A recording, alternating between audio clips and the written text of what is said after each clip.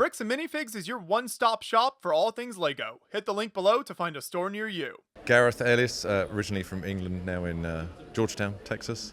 And this is something that I conceptualized probably 5+ years ago. Actually started in LDD, and then Studio came out and got better and transferred it all over to Studio.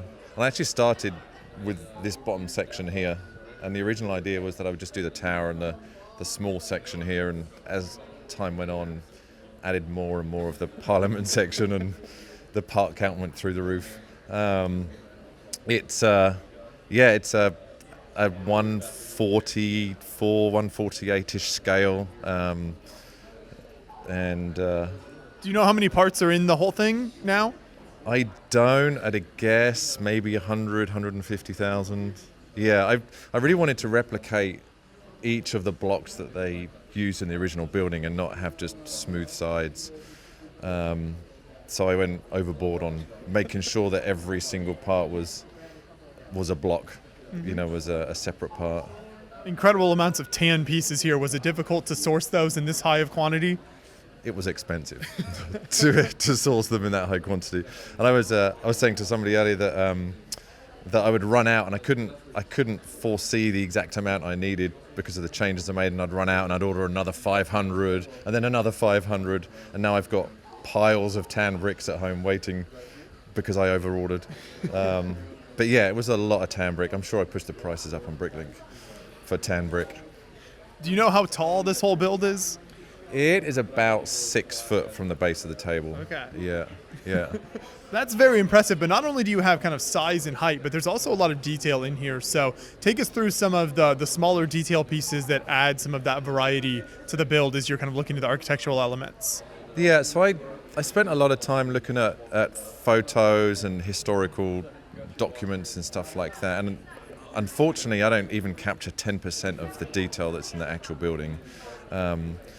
You'll see the micro figures, whatever they're called, around there. Each one of those was a hand-carved saint or somebody from 100, 150 years ago. And you don't really see that when you're stood on the street looking at this building in real life. But when I was looking at the photos, I realized that these are all actually people that meant something to somebody at some point. So I use the squint eye method, where I'll look at the photo and squint my eyes, and the details that still pop through are the ones that make it into the build. And then one of the hardest bits of information to get were the shields above the clock here. There isn't a lot of photography on it because of how high they are in real life. So I had to look through, again, historical records to find out what was on there, why they were there, and get the artwork made for them.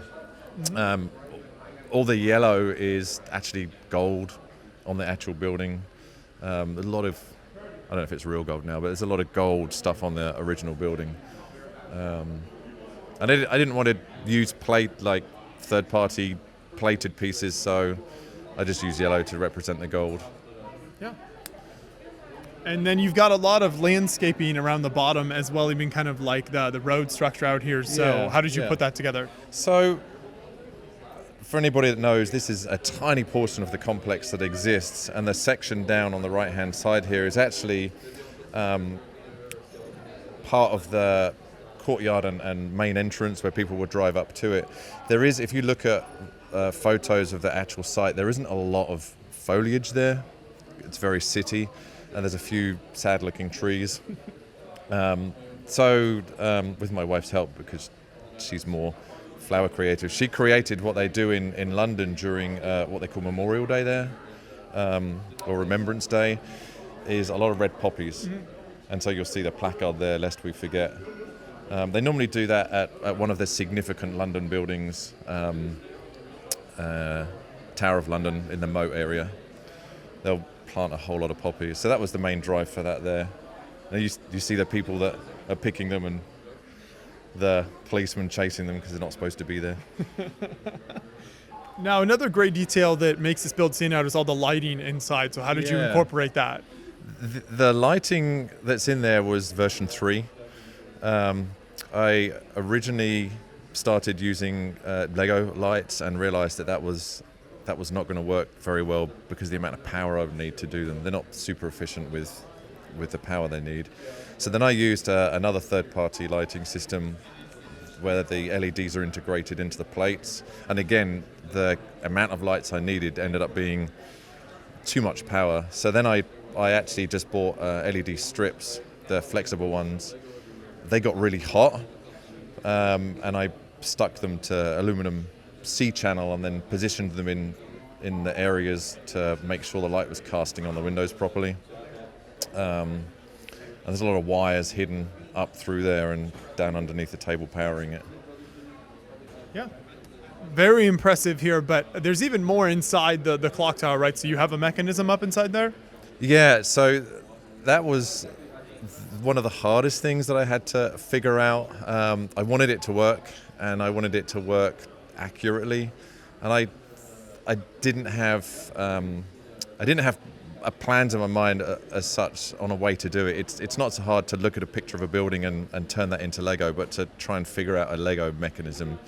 So in my first, I guess, easy way out, I was just going to put regular clock motors in there.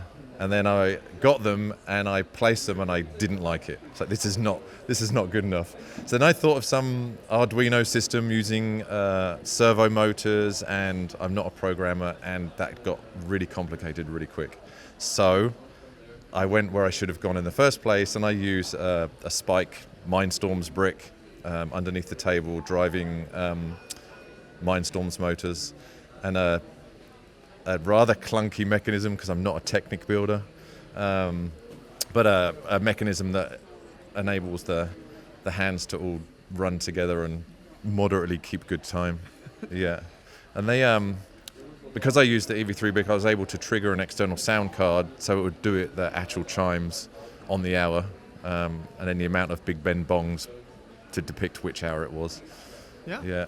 That is really neat. So we can actually kind of take a look inside there, right? So you can kind of take this apart a bit. Yeah. It's the main tower actually is in 8 sections, Okay. so I can lift the top off and you can have a look inside. Yeah. So what you can see in there is my rudimental Technic building. There's a lot of gearing underneath, and the biggest challenge I had was two challenges. The first was to have a 4-sided clock face, and I had to do kind of 2 levels of bevel gears, one to drive one pair and then drop down to the other level to drive the other pair, and I kept on ending up with hands going wrong directions and so on and so forth, and then I had to create a second stack to do the other set of hands because there's 8 hands altogether.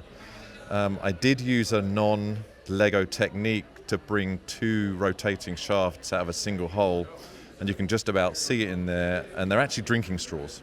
And so I used a drinking straw over a Technic axle that perfectly fit onto a Technic piece, wedged in there in the end to hold the clock hands. And then the red gearbox gears had that same 7mm hub in it that the drinking straw pushed on. And those red Technic gears don't have any, they don't have the cross shape, they're just around in the middle, so they rotated around and drove in there. And Technic gears are designed to be played with, so they're quite slack. So depending on the time of day, depends how far the hand has dropped forward. But for the most part, it keeps good time. I'm actually impressed with the Mindstorms brick. Has a really good clock in it. It'll keep time over 12 hours. Sorry. Yeah, pretty accurately. Maybe it loses a minute over 12 hours, but for a toy, it's pretty good. That's pretty good. Absolutely. That's very impressive. So what is your whole setup process like then when you bring this to a show like Brick Rodeo? Lots of very large wooden boxes. It breaks down into the end here is the first main section, and then this side with the little dog leg there is the next main section, and then the tower breaks down into 7 pieces. At the top we took off there, the clock section, and then each 1, 2, 3, 4, 5 sections underneath it in boxes. Yeah. Any plans to expand on this, the other buildings in this area or anything like that in the future? I have thought about that a lot, and maybe there is so much more of this complex that could be added onto. I have to think about budget and transportability. It's quite fragile. Although we transported it down from Georgetown without too many bits falling off. So yeah, I think so. There's definitely that possibility. It would be fun to add on to it, to continue the complex. Yeah. Well, fantastic work. Thank you for taking us through the whole build here and for all your work on this. Appreciate it. Yeah, you're welcome. Good to see you guys.